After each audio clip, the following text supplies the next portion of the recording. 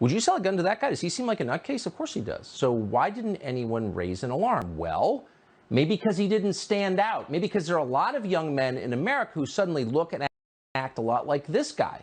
It's not an attack, it's just true. Like Cremo, they inhabit a solitary fantasy world of social media, porn, and video games. They're high on government-endorsed weed. Smoke some more, it's good for you. They're numbed by the endless psychotropic drugs that are handed out at every school in the country by crackpots posing as counselors. And of course, they're angry. They know that their lives will not be better than their parents. They'll be worse. That's all but guaranteed. They know that. They're not that stupid.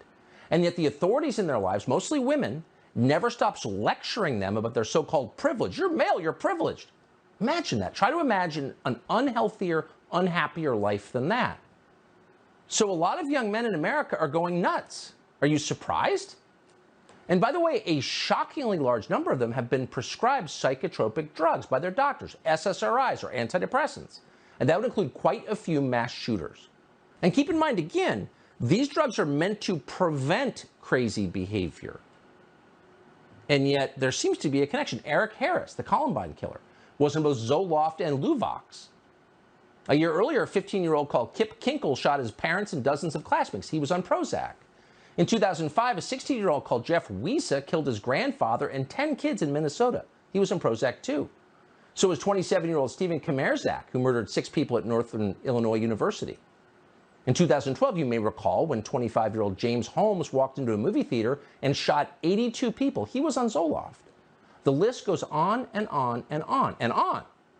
It includes the shooter at the Washington Navy Yard in 2013. That would be 34-year-old Aaron Alexis. It also includes Dylan Roof. He's the 21-year-old who shot up the church in Charleston. Now, he was apparently a racist, and we've heard a lot about that. Fine. But we've heard next to nothing about the fact that he was taking SSRIs. He and many, many others. You're not supposed to notice, but some have. The Journal of Political Psychology once assembled a list of dozens more mass killings, all committed by young people, young men, on prescription drugs. So is there a connection? Well, we don't know definitively. We do know there are a whole lot more of these drugs being taken by kids than ever before.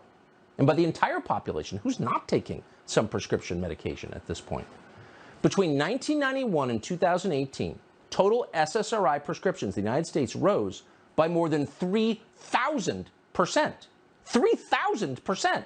3,000% of anything is a massive change. You don't see changes like that. But the point of this change was to make Americans calmer, saner, happier.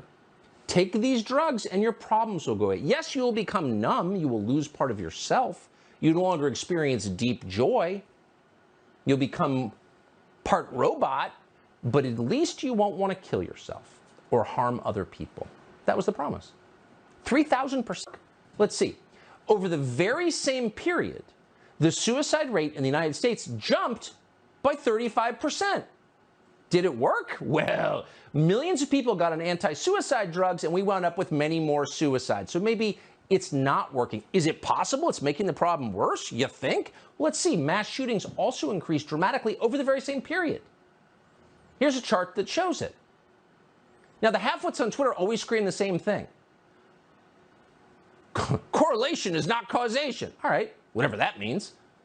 But tell us, halfwits, what is going on exactly? What does that chart mean? We know that SSRIs are dangerous. It says so right on the label. They increase, quote, the risk of anxiety, agitation, irritability, hostility, aggressiveness, impulsivity, and mania. Oh, not a big deal. That's not causation. Then what is it? According to one meta-study by the FDA, young people who've been prescribed SSRIs have an increased rate of suicide. Oh, wait, more suicide? Weren't they supposed to reduce suicide? But we're getting more suicide. Let's stop right there. But we're not stopping. We're accelerating. Between 2015 and 2019, the use of SSRI drugs by teens in the United States rose by nearly 40%. So it's not working. Let's do a whole lot more of it. This seems like a massive and extremely obvious problem. Extremely obvious. People aren't themselves. They're taking drugs that appear to be causing the behavior the drugs are designed to prevent. Why don't they talk about this on TV? Oh, let's see. In 2020, the pharmaceutical industry spent more than $4.5 billion advertising on national television in this country. Now, how much is that? Well, to put it in some context, Pfizer spent more on advertising in 2020 than it did on research and development. But it wasn't a bad decision. It was a great decision. Pfizer's revenue doubled last year to more than $81 billion. Now, how'd they do that? Well, the ad campaign paid off. It helped convince politicians to require the entire population take Pfizer products. Products that don't work as advertised, that have killed large numbers of people, and whose side effects are indemnified against lawsuits by the United States Congress.